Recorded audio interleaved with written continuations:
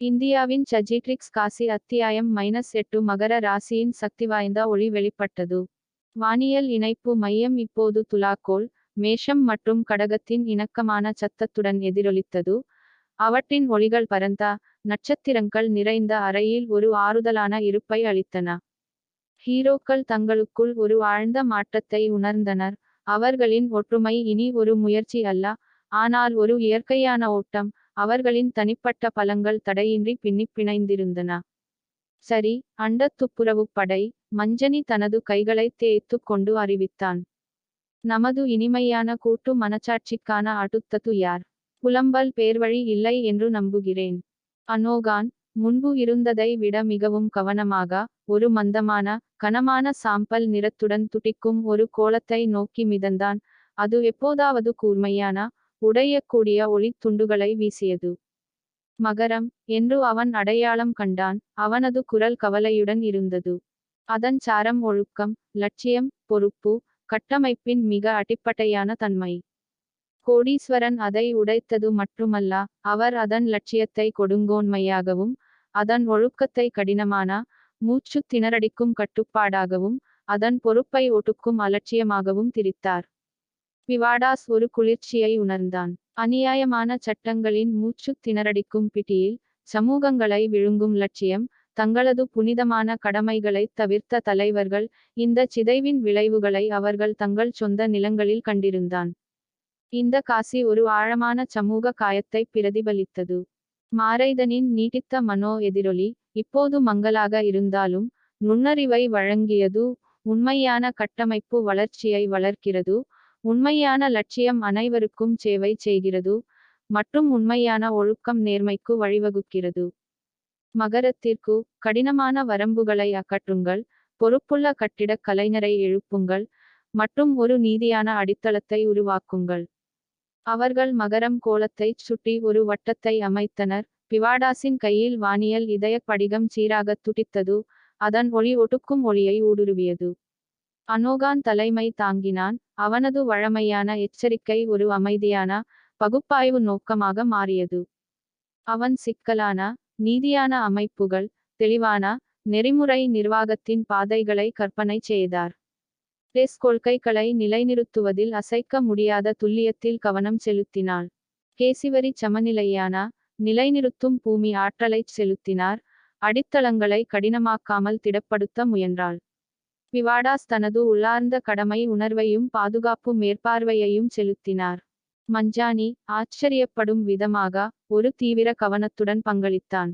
ஓ, இது எனக்குத் தெரியும் என்று அவன் முணுமுணுத்தான். அவனது கண்ணில் ஒரு ஒளி. அதிகாரத்துவம், அதிகாரப் பசி, மக்கள் ஏன் தொடங்கினார்கள் என்பதை மறந்துவிடுவது. இரகசியம், குழப்பத்தால் அமைப்பை போராட்ட வேண்டாம், அதன் உள்ளார்ந்த முரண்பாடுகளை நேர்த்தியுடன் பயன்படுத்திக் கொள்ளுங்கள். அவன் ஒரு நடைமுறைக்கு உகந்த, ஊழல் செய்ய முடியாத நேர்மையை செலுத்தினார். ஒவ்வொரு இணைப்பும் பொறுப்புக்கூறக்கூடிய ஒரு அசைக்க முடியாத சங்கிலித் தொடரின் குளிர்ந்த தர்க்கம். அவர்களின் ஒருங்கிணைந்த நோக்கம் மகரம் கோளத்திற்குள் பாய்ந்தபோது, இணைப்பு மையம் ஒரு ஒடுக்கும் சுமையால் நிரம்பியது. முடிவில்லாத, மூச்சு திணறடிக்கும் சிவப்பு நாடா வழித்தடங்களின் காட்சிகள், முகமில்லாத உருவங்கள் கொடூரமான ஆணைகளை பிறப்பிக்கும் காட்சிகள், கண்ணுக்குத் தெரியாத, கொடுங்கோன்மை கையின் கீழ் நசுக்கப்படும் மக்களின் காட்சிகள், இவை அவர்களின் மனதை தாக்கியது. அனோகான் தனது பழைய சந்தேகத்தின் அலையை உணர்ந்தான். சிக்கியிருப்பதை, கட்டுப்படுத்தப்படுவதை, அவனது ஒவ்வொரு அசைவும் கண்காணிக்கப்படுவதை உணர்ந்தான். மஞ்சனி சமூகத்தைப் பற்றிய தனது மோசமான பயங்கள் உயிர்ப்பிப்பதைக் கண்டான். மனிதகுலத்தை தூசிக்கு அரைக்கும் ஒரு பரந்த, அலட்சியமான இயந்திரம். அது நம்மை ஒழுங்கை கைவிடச் செய்ய முயற்சிக்கிறது. அனோகான் மனோ ரீதியான படங்களுடன் போராட்டியபடி கத்தினான். எல்லா கட்டமைப்பும் கொடுங்கோன்மை என்று நினைக்கா. இல்லை. பிவாடாஸ் பதிலளித்தான். அவனது குரல் அதிகாரத்துடன் கர்ஜித்தது.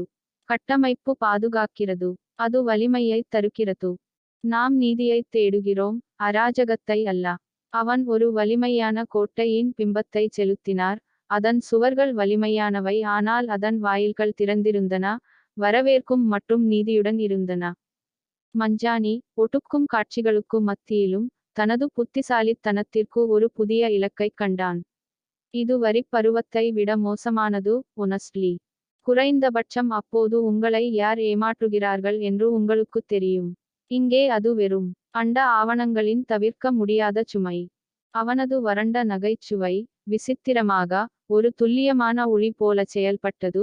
காசியின் விரக்தியின் பெரும் சுமையை உடைத்து முழுமையான கட்டுப்பாட்டின் அபத்தத்தை அவர்களுக்கு நினைவூட்டியது.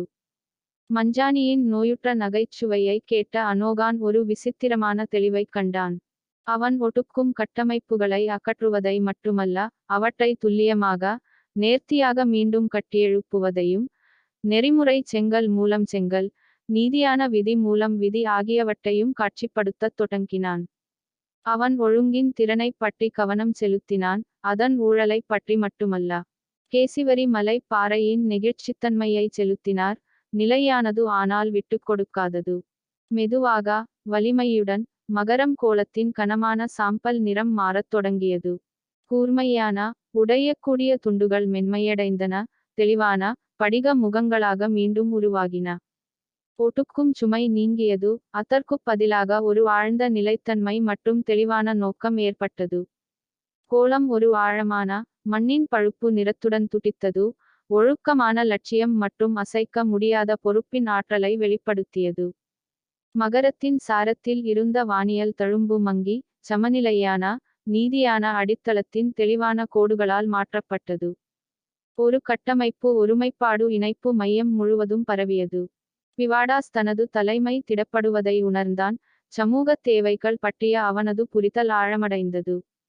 டெஸ்ஸின் புறநிலையான உண்மை மீதான கவனம் மேம்படுத்தப்பட்டது, நீதியை பிரித்தறியும் அவளது திறன் கூர்மையானது. அனோகானின் சந்தேகம் மேலும் குறைந்தது, சிக்கலான அமைப்புகளில் அச்சுறுத்தல்கள் மற்றும் வாய்ப்புகள் இரண்டையும் பற்றிய ஒரு கூர்மையான விழிப்புணர்வால் மாற்றப்பட்டது. கேசிவரியின் மண் மந்திரத்தின் மீதான கட்டுப்பாடு மேலும் துல்லியமானது, வடிவமைக்கும் மற்றும் கட்டியெழுப்பும் திறன் அதிகரித்தது. மஞ்சனி, கிண்டல்வாதி, இப்போது நன்கு வடிவமைக்கப்பட்ட அமைப்புகளுக்கு ஒரு புதிய, எச்சரிக்கையான பாராட்டைக் கொண்டிருந்தான், இருப்பினும் அவன் இன்னும் அவற்றிற்கு வெளியே செயல்படவே விரும்பினான். 4 முடிந்தது. இன்னும் 6 பாக்கி. இந்தியாவில், இணைப்பு மையத்திலிருந்து வெகு தொலைவில், ஒரு தொலைதூரப் பகுதியில் நீண்ட காலமாக நின்றுபோன ஒரு உள்கட்டமைப்பு திட்டத்திற்கு திடீரென எதிர்பாராத நிதி மற்றும் தெளிவான, நெறிமுறை தலைமை கிடைத்தது, அது நேர்மையுடன் முன்னேற அனுமதித்தது. எண்ணற்ற நகரங்களில், முன்பு சிறிய சண்டைகளில் சிக்கித் தவித்த உள்ளூர் கவுன்சில்கள், பொதுவான ஒருமித்த கருத்தைக் கண்டன, தங்கள் சமூகங்களுக்கான பொறுப்பான திட்டங்களை உருவாக்கின. மகரத்தின் குணப்படுத்துதல் நிலம் முழுவதும் பொறுப்பான நிர்வாகம் மற்றும் நேர்மையின் விதைகளை விதைத்துக் கொண்டிருந்தது. ஹீரோக்கள் தங்கள் வேலை வெறும் வானியல் சார்ந்தது மட்டுமல்ல, ஆழமாக பூமி சார்ந்தது என்பதையும் உணர்ந்தனர், தங்கள் உலகின் கட்டமைப்பை, ஒரு வானியல் சாரத்திற்கு ஒருமுறை, மீண்டும் கட்டியெழுப்பிக் கொண்டிருந்தனர். துலாக்கோல், மேஷம் மற்றும் மகரம் இப்போது தங்கள் தூய, நிலையான ஆற்றல்களை வெளிப்படுத்த, வானியல் இணைப்பு மையம் பெருகிய முறையில் துடிப்பாக உணர்ந்தது, குணப்படுத்தப்பட்ட காசியிலிருந்து வரும் ஒளி நீட்டித்த இருளை விரட்டியது. ஹீரோக்கள் தங்களுக்குள் ஒரு ஆழ்ந்த மாற்றத்தை உணர்ந்தனர், அவர்களின் ஒற்றுமை இனி ஒரு முயற்சி அல்ல, ஆனால் ஒரு இயற்கையான ஓட்டம், அவர்களின் தனிப்பட்ட பலங்கள் தடையின்றி பின்னிப் பிணைந்திருந்தன. சரி, அண்டத் துப்புரவுக் குழு, மஞ்சனி தனது கைகளை நீட்டியபடி இழுத்தான், அவனது கண்களில் ஒரு அரிதான, நகைச்சுவையற்ற தீவிரம். டெஸ் ஒரு கோலத்தை நோக்கி மிதந்தாள், அது ஒரு தொந்தரவு தரும், வண்ணமயமான ஒளி மற்றும் நிழலின் சுழலுடன் துடித்தது. அது அசைந்து நெளிவது போல் தோன்றியது, ஒருபோதும் நிலையான வடிவத்தை தக்கவைக்கவில்லை. மிதுனம், என்று அவள் முணுமுணுத்தாள், அவளது குரல் இறுக்கமாகியது. இதுதான் அவர்களை இங்கே அழைத்து வந்த, வேதனைப்பட்ட காசியின் பிம்பம். அதன் சாரம் தொடர்பு, புத்திசாலித்தனம் மற்றும் இரட்டைத்தன்மை. கோடீஸ்வரன் அதை காயப்படுத்தியது மட்டுமல்ல, அவர் அதன் தன்மையையே விஷமாக்கினார், அதன் தகவமைப்பு தன்மையை அமைதியற்ற முடிவின்மைக்கு, அதன் இரட்டைத்தன்மையை வஞ்சகத்திற்கு, மற்றும் அதன் தொடர்பை பொய்கள் மற்றும் தவறான தகவல்களின் ஒரு பேரொலியாக மாற்றினார். அனோகான் இமயமலை காற்றை விட ஆழமாக ஊடுருவும் ஒரு குளிர்ச்சியை உணர்ந்தான். அவனது சொந்த சந்தேகம் கொண்ட போராட்டம், அவனது உலகம் பெரும்பாலும் சந்தேகங்கள் மற்றும் மறைக்கப்பட்ட நிகழ்ச்சி நிரல்களின் ஒரு ஓவியம், இந்த காசியின் சிதைவைப் பிரதிபலித்தது.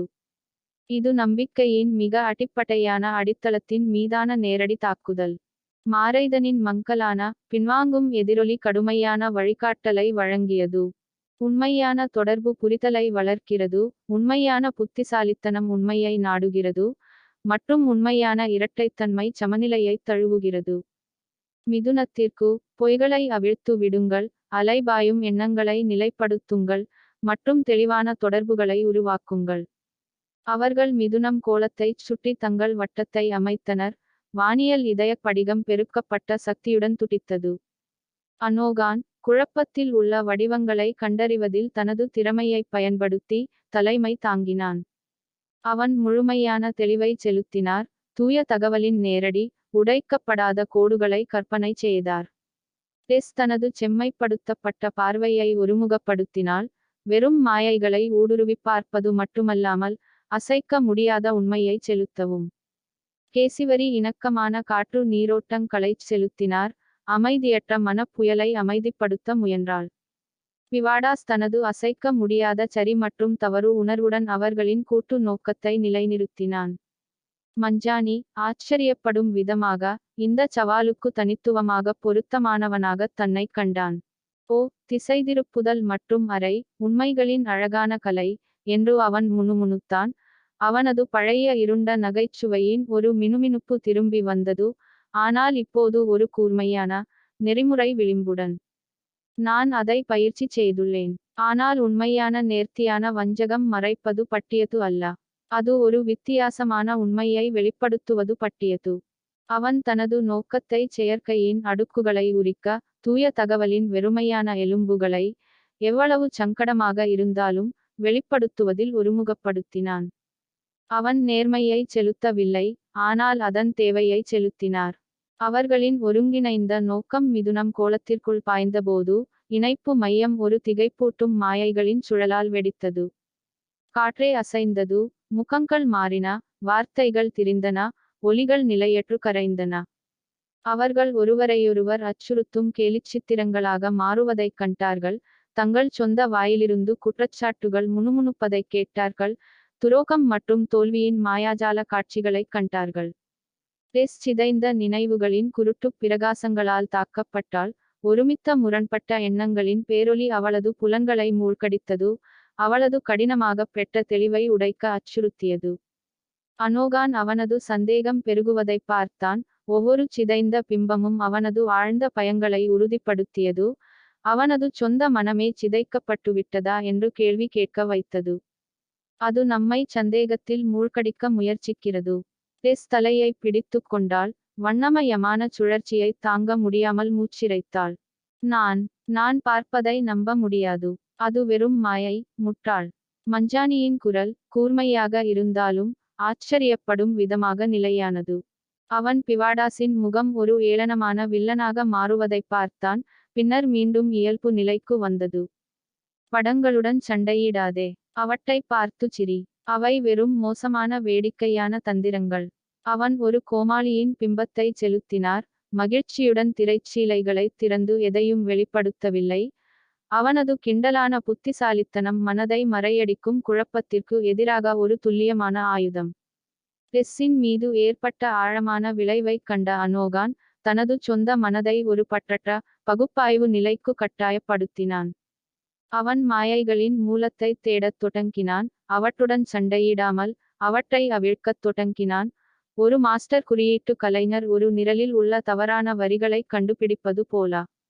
அவன் ஒரு தெளிவான, அசைக்க முடியாத செயல்முறையின் மனோ ரீதியான பிம்பத்தை செலுத்தினார், சிதைந்த எண்ணங்களை தர்க்கரீதியான ஒருமைப்பாட்டை நோக்கி வழிநடத்தினார். மஞ்சானியின் விசித்திரமான நிலைநிறுத்தும் நகைச்சுவையையும் அனோகானின் நிலையான மனோ ரீதியான இருப்பையும் கேட்ட டெஸ், தனது உண்மையான வடக்கின் உள் உணர்வின் மீது கவனம் செலுத்தினாள். சமநிலை பற்றிய மாரைதனின் வார்த்தைகளை, சிதைவுக்கு ஆளாகாமல் இரட்டைத்தன்மையை ஏற்றுக்கொள்வது பற்றி அவள் நினைவில் கொண்டாள். அவள் மாயைகளைப் பார்க்காமல் இருக்க முயற்சிக்கவில்லை, அவள் அவற்றைப் பார்த்தாள், ஆனால் அதே நேரத்தில் தனது தோழர்களின் அசைக்க முடியாத உண்மையை, பிவாடாஸின் கையின் உறுதியை, மஞ்சானியின் கண்ணில் உள்ள உண்மையான பிரகாசத்தை உறுதியாகப் பிடித்திருந்தாள். மெதுவாக, வலிமையுடன், மிதுனம் கோலத்திற்குள் உள்ள வண்ணமயமான குழப்பம் நிலைபெறத் தொடங்கியது.